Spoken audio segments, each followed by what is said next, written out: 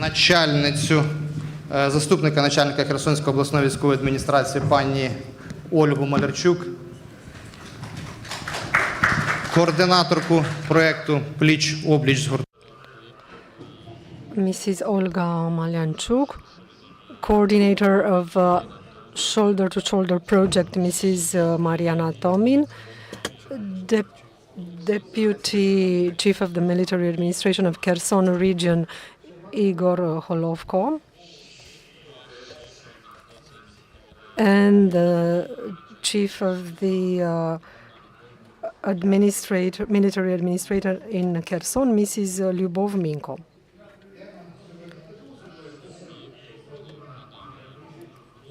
The topic of our panel is administrative management in conflict zones. This is a topic which is very real in many regions of Ukraine, namely Kherson and the south of Ukraine, several regions that are subject to bombing today. There are voluntary people and military people who make decisions every day to save lives. Nowadays, Kherson is in an area where a river crossing the city acts like a border. 70% of the city is occupied, and 30% was liberated by Ukrainian military forces. And we thought that we would start to rebuild our lives. But the city is subject to bombing and attacks on a daily basis.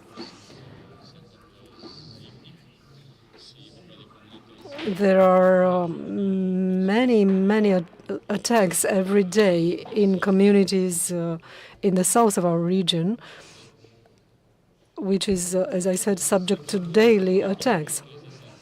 Our objective is to understand what are the management models that work. How can communities maintain their territorial structures, and what should change in the future? Our speakers are people with a vast experience in this field, and I would like to ask our colleagues from the technical unit to show us a short film about Kherson region.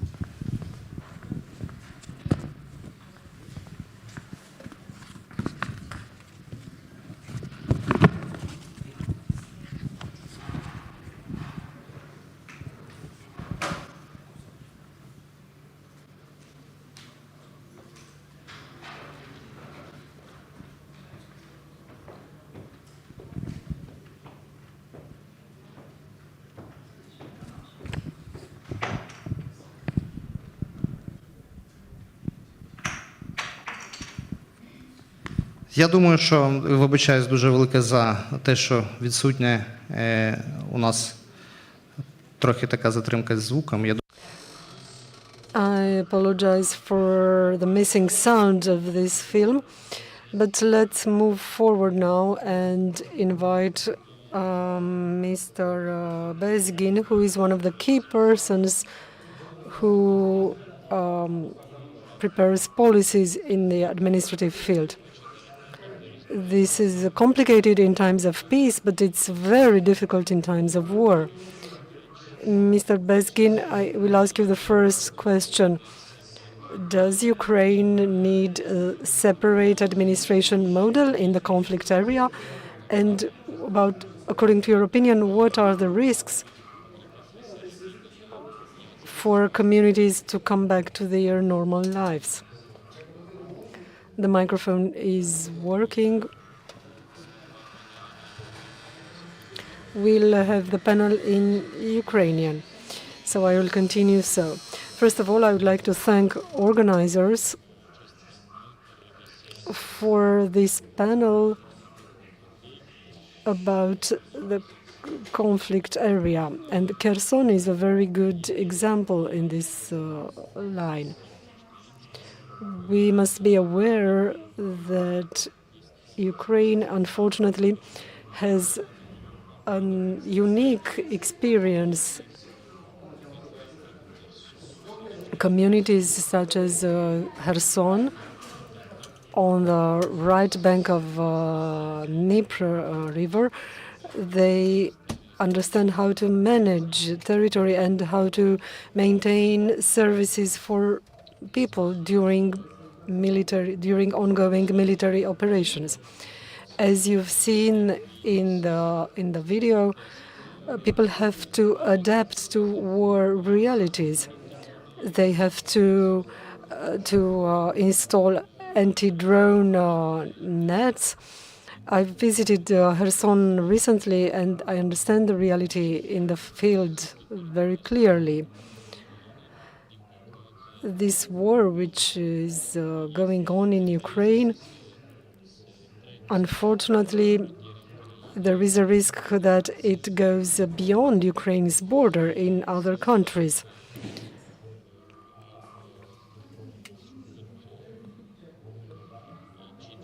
And countries that have seen incidents with the Russian drones should learn as fast as possible from Ukraine's experience. They should learn how to approach such incidents. When speaking about Kherson, we should understand that there are communities where at distances of 800 meters from Russian troops, on the other side of the river, there are hospitals where children are born. We do not exaggerate. It's 1,500 meters away from Russian troops. There are very peaceful and normal activities going on.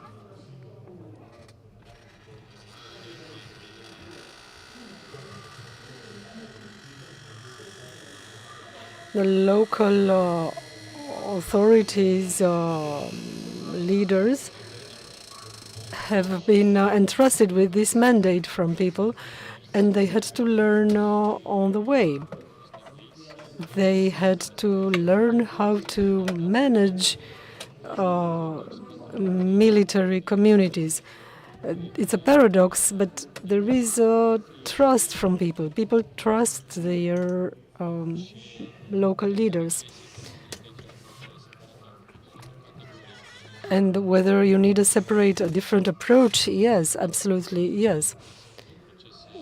We can speak now about election process or other processes, other such aspects mentioned often by the United States.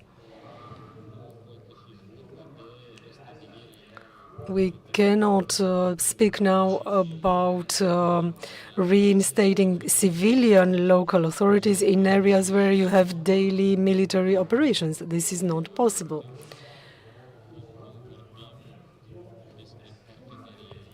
Speaking about partnerships, and I see here representatives from other regions of Ukraine which are closer to the European Union. They have more peaceful context. They have chances to attract investors there. They are not affected by massive depopulation, as it happens, unfortunately, in other areas that are closer to Russia.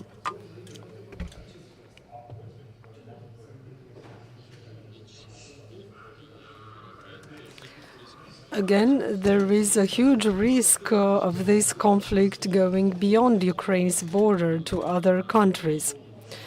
As regards future models of such administrations in such territories,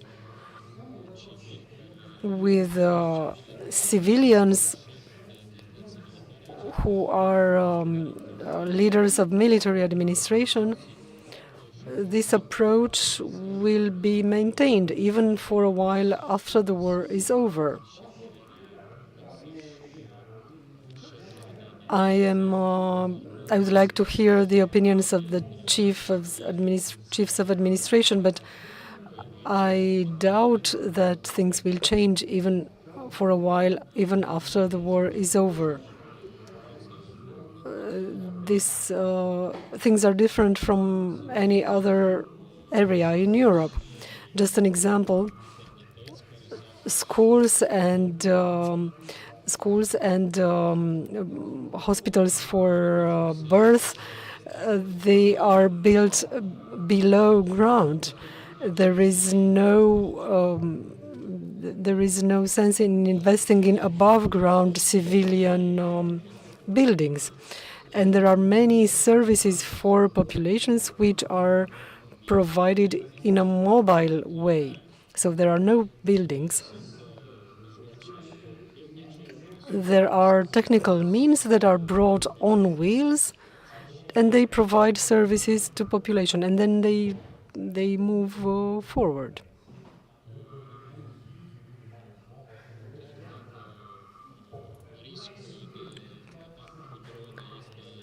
Although there is an imminent risk of drone attacks, and this risk is permanent, people still continue to receive their pensions and other social services.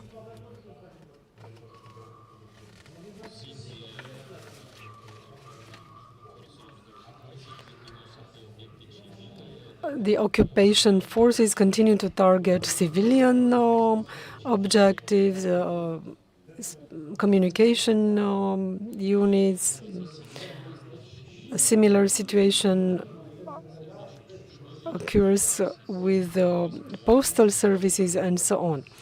I will stop here, and my colleagues from regional administration will tell us more about this. Again, I would like to thank the organizers for allowing this time for these very specific issues in Ukraine today. Thank you, Mr. Vitaliy.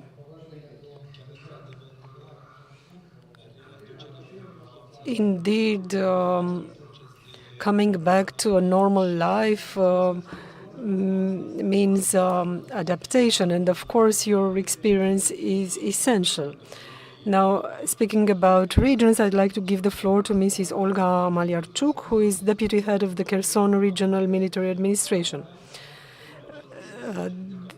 Dear Mrs. MALYARCHUK, you lead the governmental hierarchy in the region under missiles attack. You have to make decisions under fire, actually.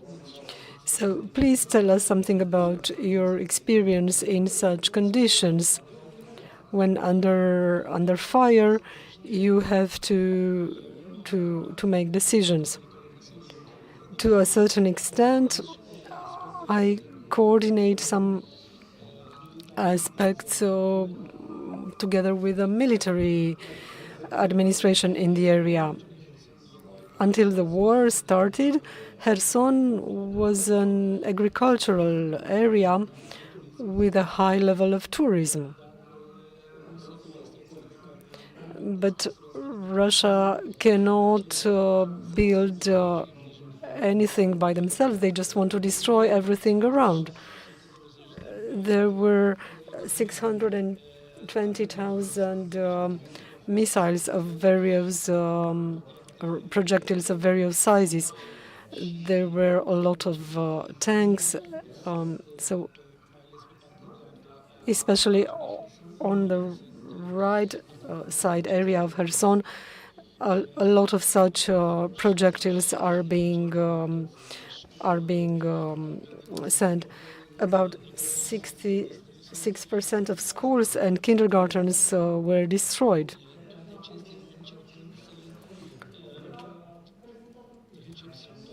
We try to move all these facilities underground. We start to live underground. In order for you to better understand this, just try to imagine what you have done yesterday evening.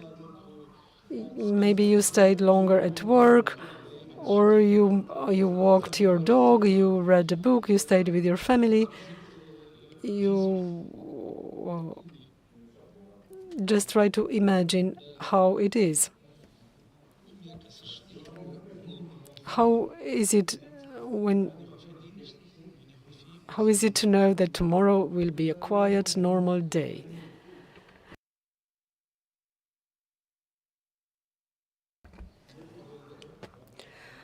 I'm sorry.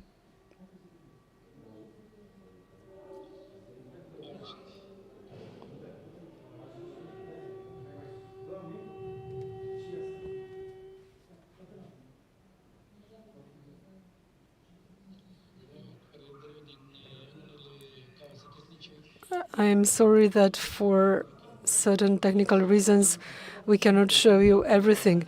We wanted to show you how we woke up on the 24th of February 2022, all of us in war. Who would have done what? Then you have to think about your family, you have to go to office, to work. It's a moment to make decisions. How many of you go to work every day? You need to think about all the things at the same time. How to evacuate your family? How to organize it? What will be the logistics? How to organize the evacuation without meeting the Russian troops? What hospitals are there on the way? And so on.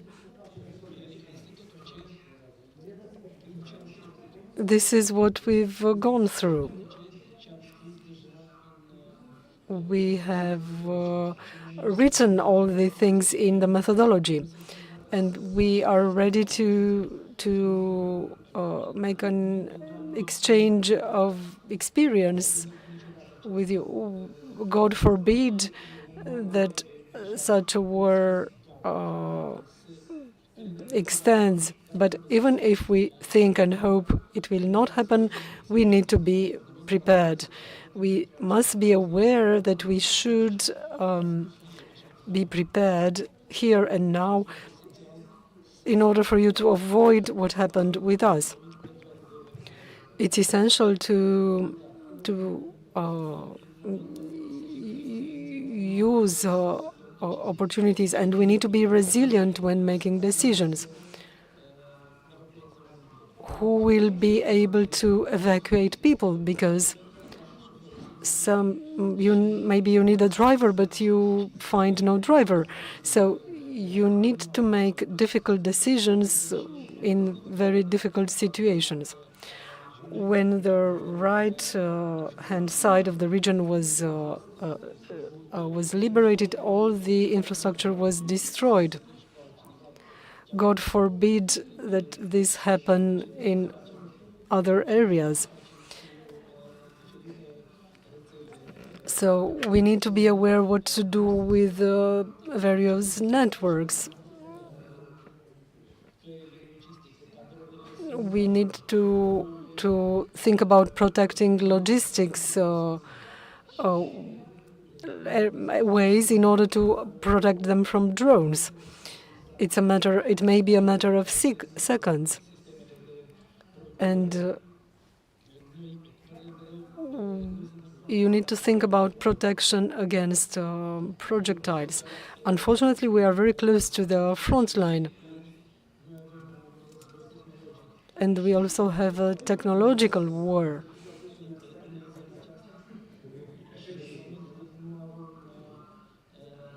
And we have to do things even when we don't have the critical infrastructures, such as electricity, or we don't have available hospitals. We need to think what we can do then. Our hospitals and schools, all of them have moved below ground in an underground regime. We give birth to children underground, below the ground level, during explosions. We do everything to avoid the enemy moving further. We often also move on the left side of the Dnieper River in order to avoid the enemy coming to us. And most civilians started to stay close to the military, and they started to understand a lot of aspects which before were known only by the military. We have a very vast experience, and we can transfer this experience to you.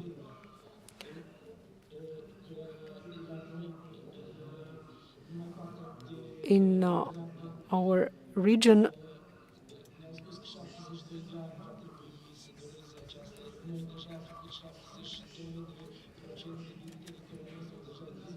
our territory is divided. We are ready to face the enemy.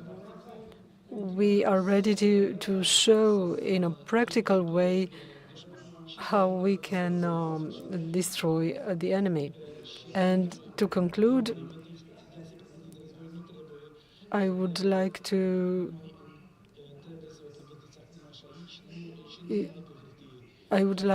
stress that you need to be prepared for a war not just on paper, because you need to don't let the enemy have more power.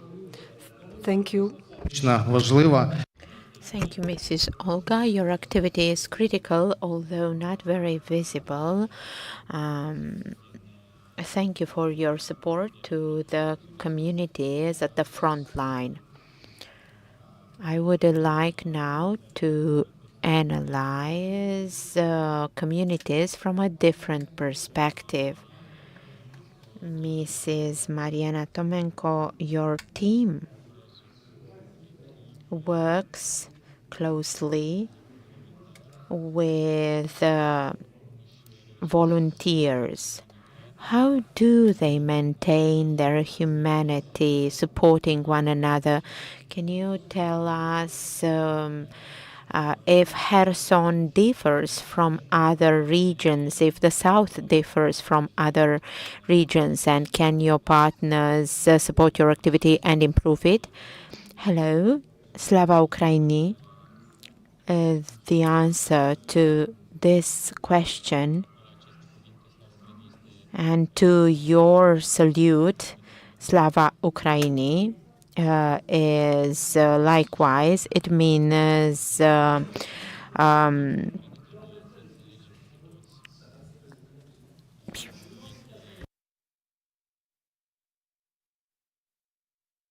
glory to the military. There are various legal norms, international legal norms that support this. I won't go into the legal assessment of these aspects, but we need to underline that war is aimed at destroying the Ukrainian identity. Why is this important? First and foremost, because Ukrainians are a nation that is convicted to erasement. Their identity is in jeopardy. Our project is twofold. We have communities close to the front line and communities that are further away. The first category, communities that are at most at 100 kilometers from the front line, are the closest, whereas the others are our partners. So I will tell you a few words about the conclusions drawn after shoulder to shoulder. So communities need to support communities situated further away from the front line should support the communities in the vicinity of the front line. There are 16 types of support. The most important is reconstruction. We are not talking about large-scale projects. We are talking about maintaining certain structures, and then humanitarian support and social support.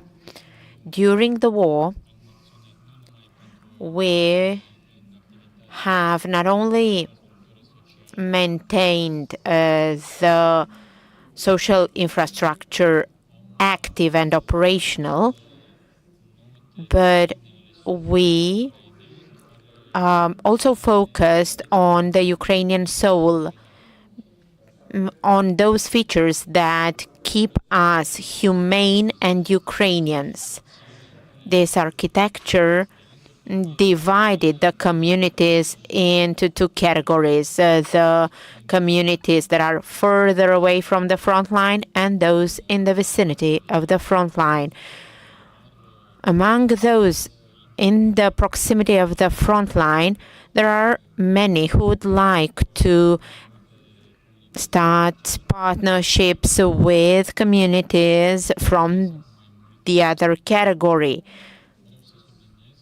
I would like to emphasize that this project, Shoulder to Shoulder, is a clear image of the European model, because the main focus is on linear connections between communities. So we have urban communities that cooperate with other urban communities, whereas rural communities collaborate with other rural communities. This year, we would like to introduce a driver that has other communities, from other countries that would like to be part of the project. And I would like to take advantage of this opportunity to thank our partners who support our frontline communities. This is a model showcasing how Ukrainians support Ukrainians.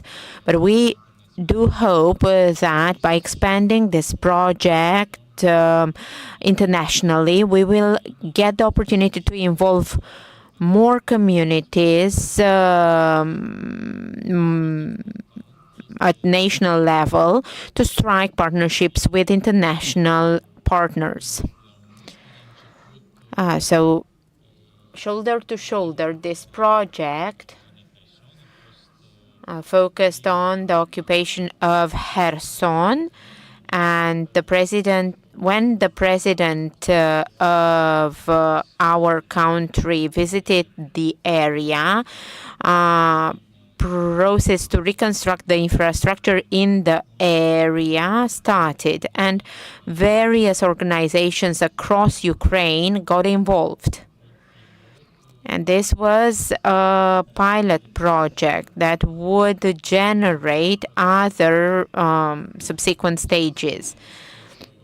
I won't bore you with technical and statistical explanation, but what's important is to understand that our focus on this genocide war that Russia has with Ukraine doesn't take into account this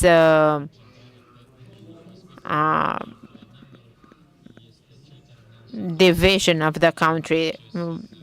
However, the humane characteristics help us, so we can adapt this model of support at European level as well. Thank you, Mrs. Mariana TOMYN. We tend to forget that communities mean people, and there won't be the implementation of an act without human touch, without the support of humans. I understand that this partner I understand that this panel needs to be shortened. So now I want to give the floor to Mylivka Velykooleksandrivka.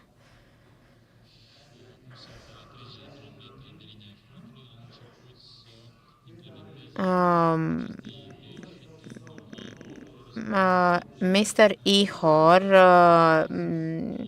is responsible for the reconstruction of this community, a community that has undergone occupation, constant attacks. Mr. Ihor, please tell us which are the key approaches and which are the solutions that allowed you to be successful in your efforts.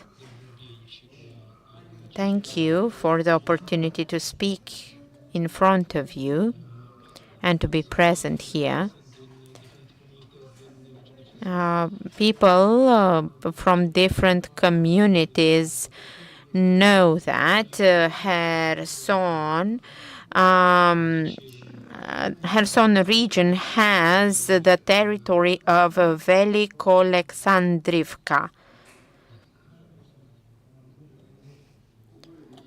which is the largest division, 865 square kilometers and 34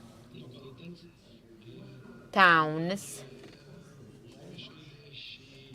and villages, 3 cities and many villages.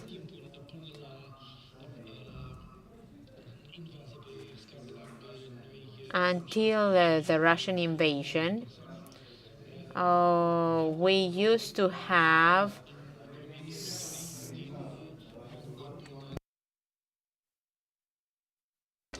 16,000 inhabitants. In March, we had a big flood, so and afterwards we were attacked in November 2022. When we were liberated, we saw that almost everything had been destroyed. 5 schools are completely destroyed, can't be repaired. 2 kindergartens were destroyed.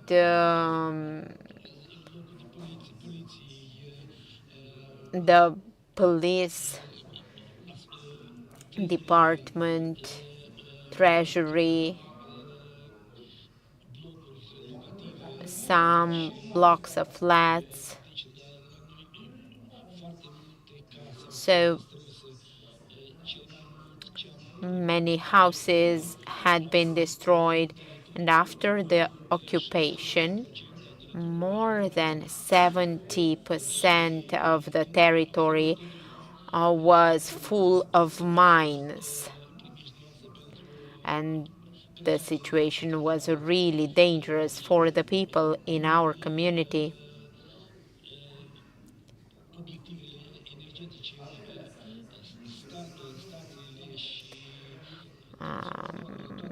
The power plants and the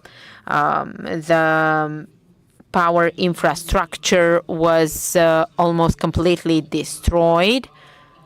The water station was not operational anymore. They destroyed connections and water pipes and electricity lines,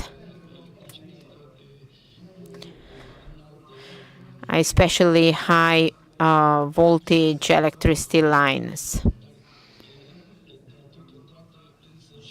The situation was highly complicated, but the feeling that we have been freed gave us strength. So we worked hard, and the Ukrainian armed forces helped us. The emergency situation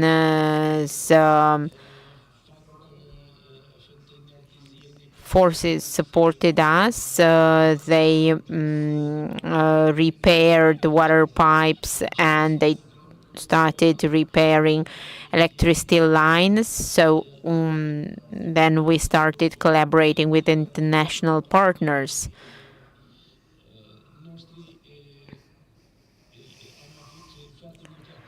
We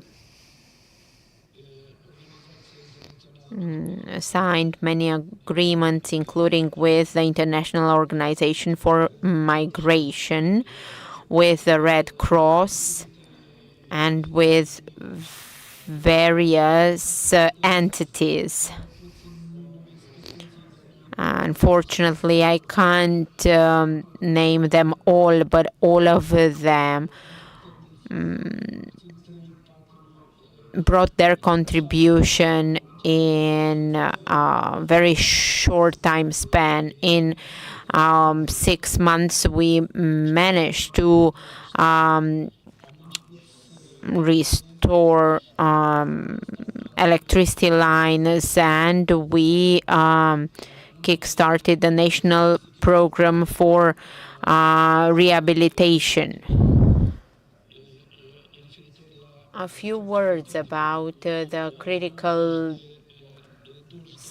structure. 22 water towers were rebuilt. The water sewage was rebuilt.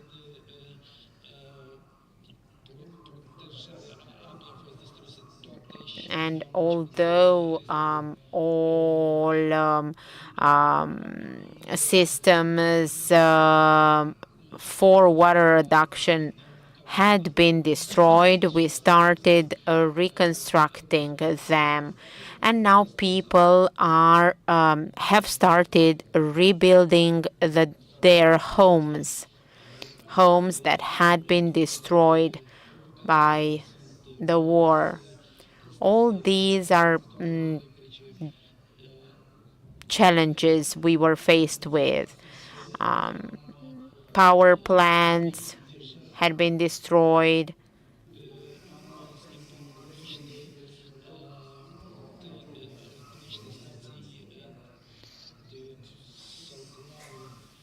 But now we replaced them with solar panels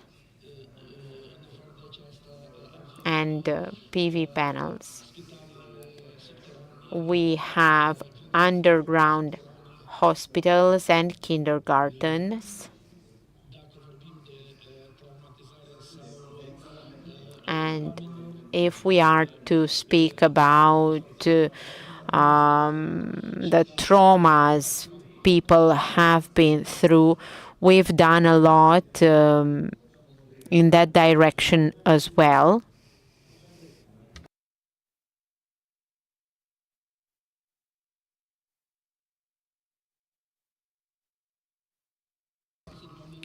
So I was telling you that in the past, the population was of 16,000.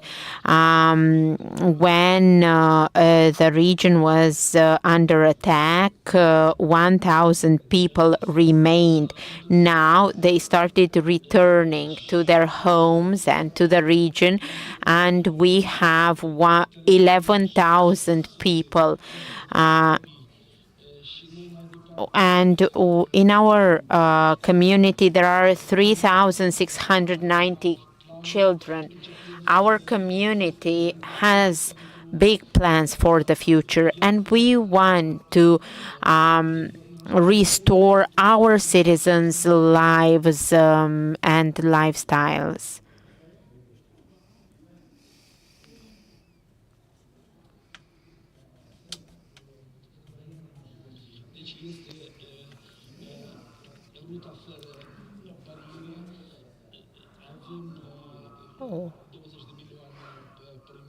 We received 20 million to have a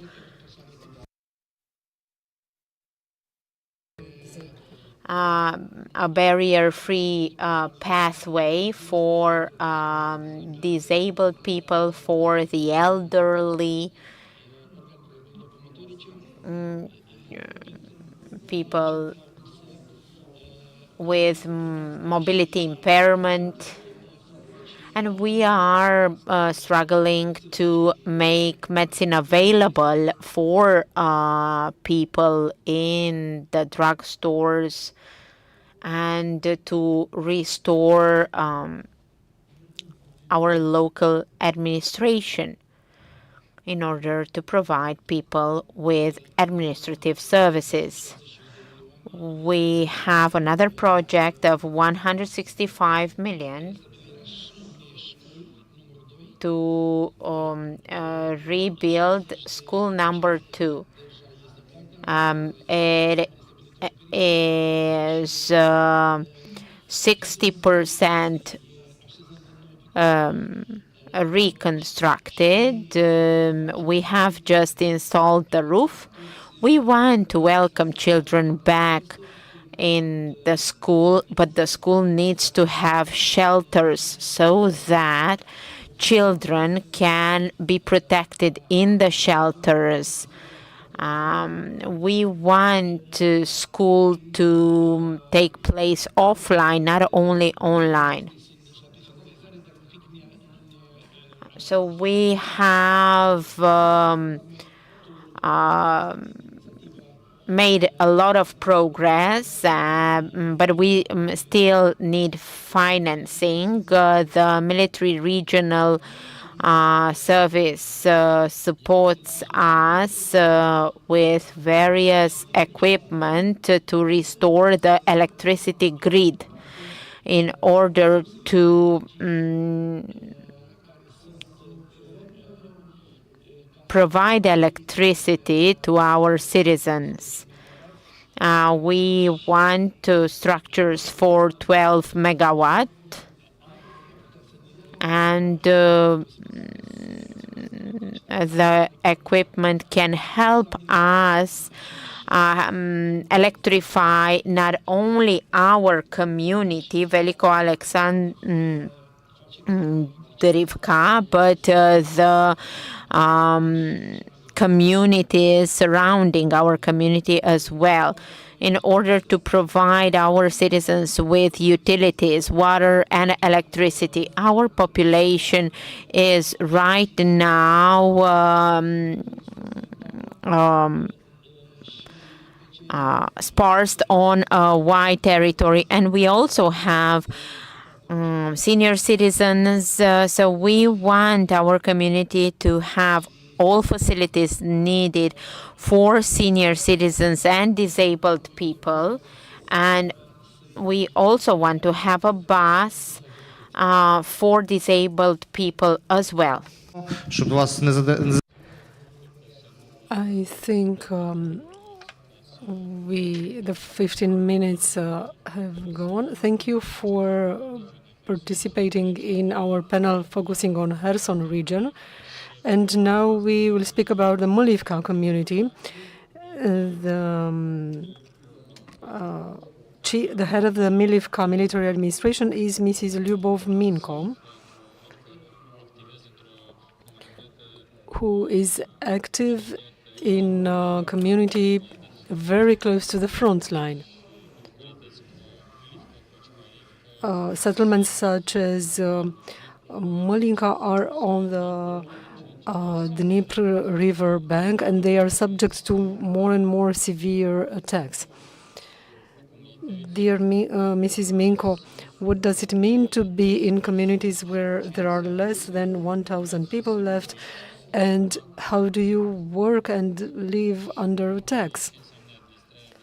And what does it mean to administer such a community? Good afternoon. First of all, I would like to thank organizers for this event.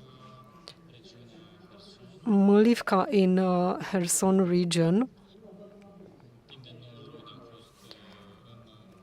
has been under Russian occupation for 9 months, which started on 9th of March 2022, and we were liberated on November 11th the same year.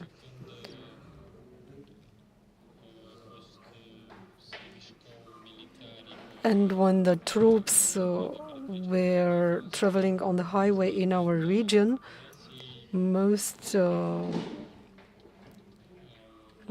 people were convinced that they would move forward. They thought they would not need our villages. Our village, Mylivka, is exactly on this route connecting two regions. The military troops stopped. They started to arrange their command center and to spread on the other area around. Our settlement includes 10 localities, most of which are in the military operation area. 6 of them are on the right bank of the Dnieper river.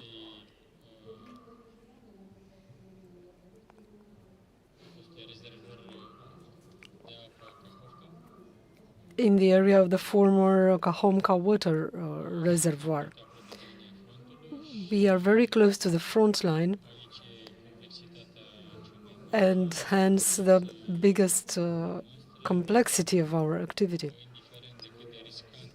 No matter how risky and dangerous it is to have people in these settlements, we have to take care of these people. They need support of any kind, starting from food, water,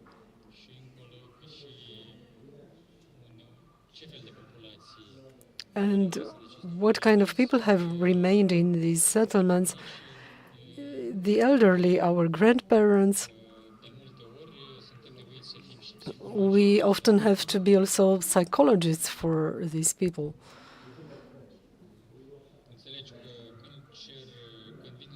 When they come to you, you understand that they don't always have a particular need for a certain object or service. They need moral and psychological support.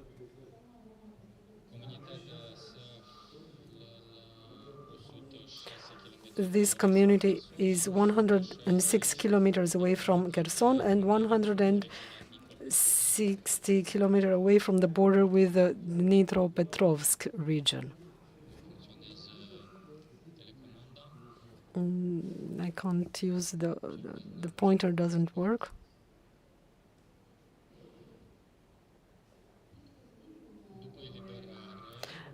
After the region was liberated, our community was not very much affected by destruction, and we were glad we managed to survive the hell, and we managed to survive with the infrastructure almost not destroyed, including houses. But after our town was liberated, until now, our community was left without any school, any kindergarten, any administrative building. You can see here some cultural buildings and other examples. So all our buildings were destroyed. It's very difficult to make plans now, because when speaking about planning, our plans cover next week. Of course, we enjoy dreaming for a future, but now our plans are only about survival. We understand very clearly that the number of people in each we know very well the number of people in each settlement, and we try to evacuate people, to convince them to move from their houses, but many of them refuse because they are very connected to their place of birth, where they've lived all their lives.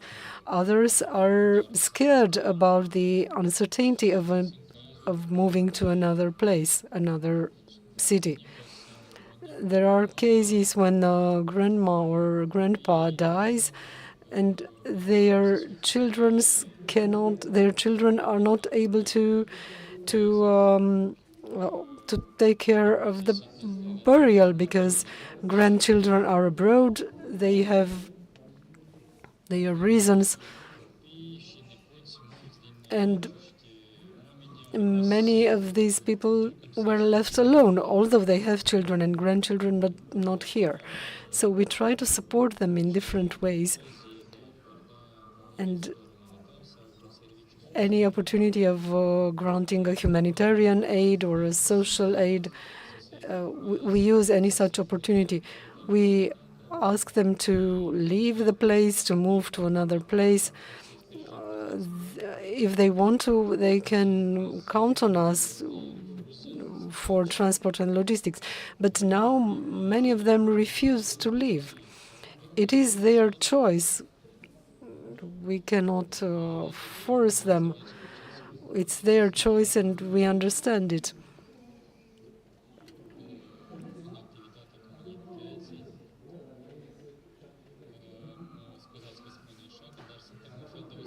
We are somehow hostages. On the one hand, and I'm sorry to have to say that, but on the one hand, we have the local people who need us, and on the other hand, we face a daily imminent risk for our lives. Our biggest challenge now is to deliver humanitarian aid, food or water or fuel for electricity generators. Somebody has to do that.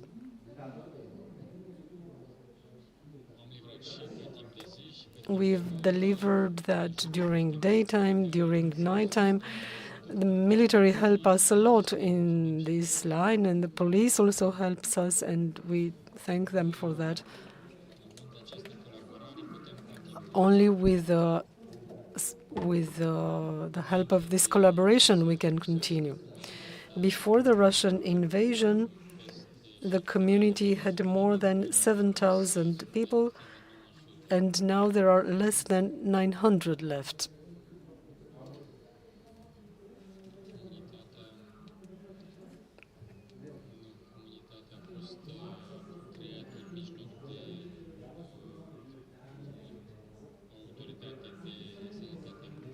A public health center was created in the community. We also have a family doctor and medical auxiliary staff, no matter how difficult it is. After the occupation was over, we started to collaborate with NGOs, with the various donors. We managed to benefit from ambulances.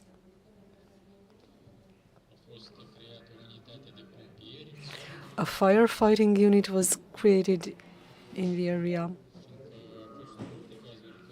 because there were many cases when the city firefighters refused to come to us.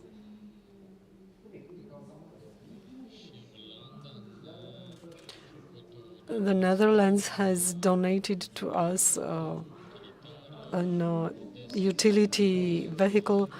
Odessa has donated another utility vehicle. Our boys were trained, and they work and they perform their tasks.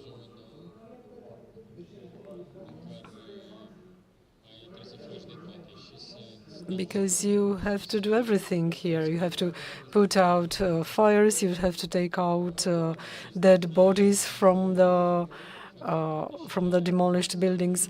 No matter how sad it is, they do everything, and I thank them. They are our heroes.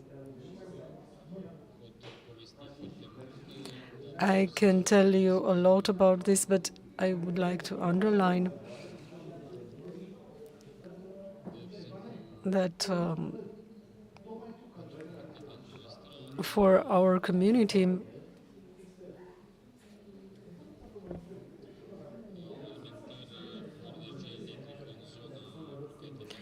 we have there has been no electricity supply close to the Dnieper river bank for 4 years. There are no mobile communication. There is no centralized water supply.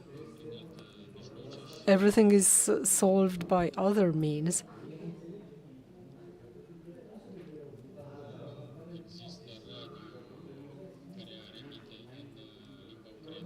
There is no radio in Ukrainian language.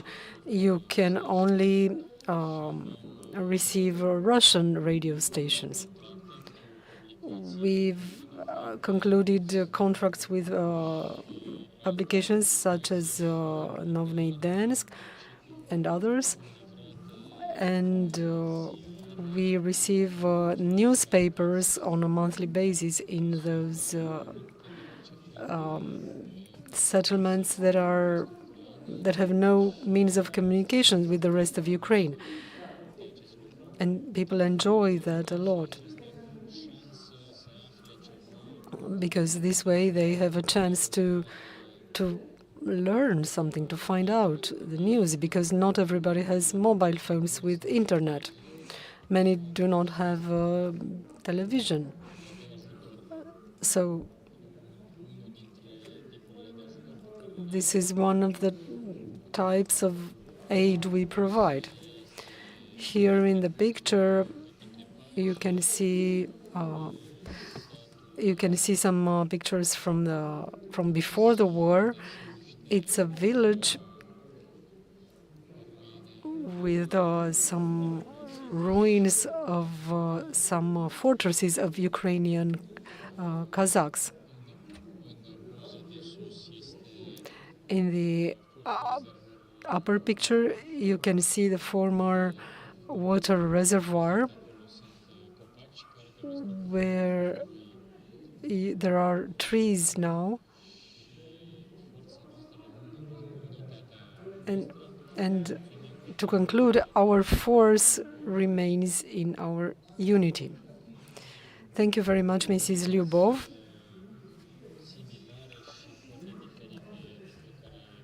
These are very similar but different communities we've heard about.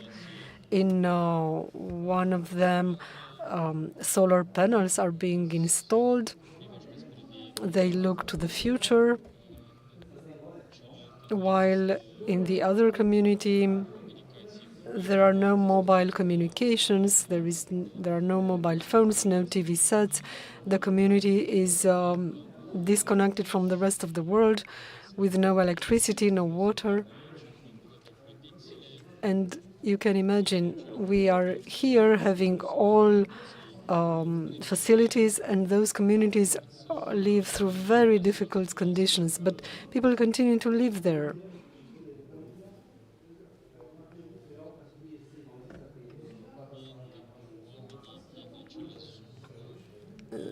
Speaking to people in those areas and asking them, why don't you leave this place? Why don't you go to a safer place where you can live normally without attacks, without drones? And they give one answer: I've lived all my life here and I will stay here. I would like to thank our speakers very much. We apologize for the technical issues we've encountered. And now a new panel is about to start. I would also like to thank our partners, the New Strategy Center, who helped us share information about Kherson region. We have a unique experience that we'd like to share in order to prevent such experience in other parts of the world. If there are any questions, we are listening to.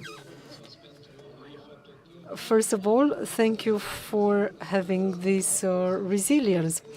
We've heard a lot today about the conditions in which you survive. But sometimes war becomes a source of innovation, a source of searching new solutions, especially in the field of healthcare. You've seen maybe that picture when with three girls who came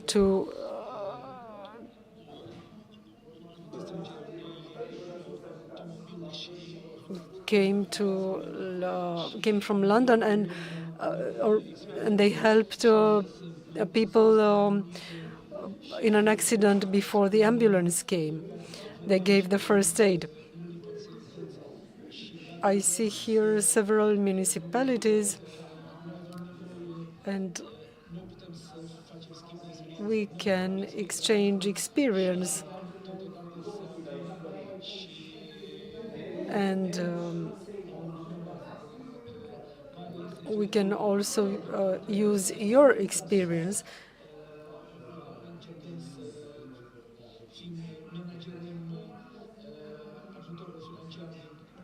For instance, about your experience about managing financial support from the European Union through various channels. And we would also like to work together on these projects and initiatives.